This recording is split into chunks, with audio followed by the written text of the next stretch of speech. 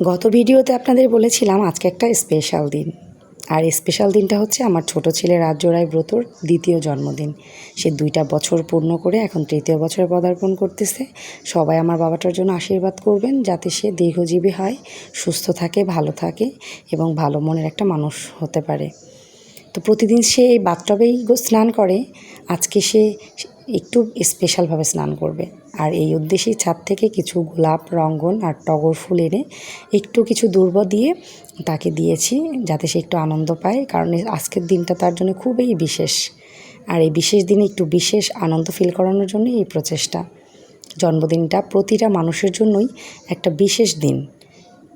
তো আমি আমার 2 ছেলের জন্মদিনে মনের মাধুরী মিশিয়ে যা যা ইচ্ছা হয় সব কিছু আয়োজন করি।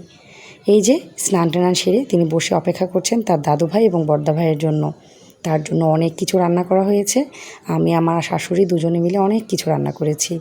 এখানে ছিল ভাত, তারপরে পটল ভাজা, বেগুন ভাজা, মাছ ভাজা, আলু ভাজা, মিষ্টি কুমড়া ভাজা, মানে 5 পদের ভাজা দিতে হয় তাই দিয়েছি।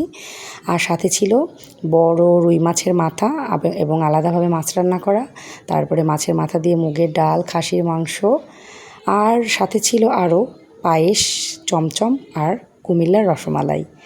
আর এগুলো তো ছিলই, তারপরে বাবুর পছন্দের কোক, চিপস, বিস্কুট, চকলেট সবগুলোই দিয়েছি তার সামনে। তার যেটা ভালো লাগবে সে সেটাই খাবে। তো এই যে এমনি দিন সে ভালোই খায়, আজকে তাকে খাওয়ানো নিয়ে যুদ্ধ চলছে। তার বড় ভাই তাকে খাওয়ানোর চেষ্টা করছে, তার দাদু চেষ্টা করছে, কিন্তু সে আজকে কিছুই খায়নি। সে শুধু কোক আর চকলেট চিপস নিয়েই খুশি।